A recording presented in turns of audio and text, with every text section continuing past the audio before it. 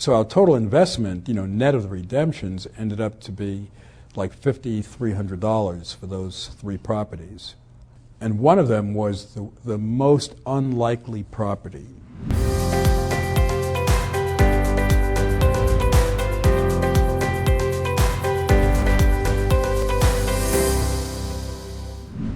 So anyway, we finally bought 9 liens for just under $10,000. And I was telling Ted, and we had everybody served, okay, because here's the thing. Even though the redemption period has expired, the laws in Oklahoma say you've got to give this person one last chance, okay? Otherwise you're going to take their house. 60-day notice. And during the next 60 days, the redemptions started after we had the people served. We followed the book, and we just gave it to the sheriff. We went down, we registered our liens, we went down, they said, go down to the sheriff and he'll serve them. We went down like good boys. We filled out the paperwork, we paid the money, and we waited. And we said, boy, this is going to be great. So we're waiting, and I think one redemption came in, we're waiting. 60 days, spring, we called to get our deeds, only one, redeemed. And we talked to Janice, the clerk there, and she said, well, the others haven't been properly served. I said, what do you mean? We gave it to the sheriff. She said, well, that doesn't mean they were properly served, Like the property was served, they were posted on the property, but the people, the owners and tenants were not served.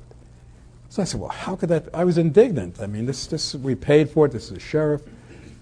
Now you come down to reality, okay? The sheriff is more interested in catching drug dealers. His people go out 9 to 5, Monday to Friday, to serve, warrants. That's all. So what are the likelihood of catching somebody at home if they're going to go from 9 to 5, Monday to Friday? So we wasted all that time. So then we had to go to a professional process server to have them served. And then, like I said, the redemptions started coming in. I was afraid to go home at night. There's another long envelope from the treasurer's office, redemption of so-and-so.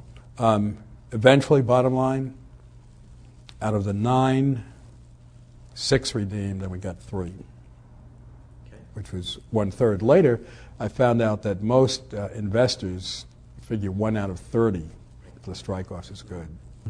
So our total investment, net of the redemptions, ended up to be like $5,300 for those 3 properties. And one of them was the most unlikely property. As a matter of fact, it was in north of Tulsa, and everything else was in a pretty compact area. This was like an hour outside of Tulsa, this particular property.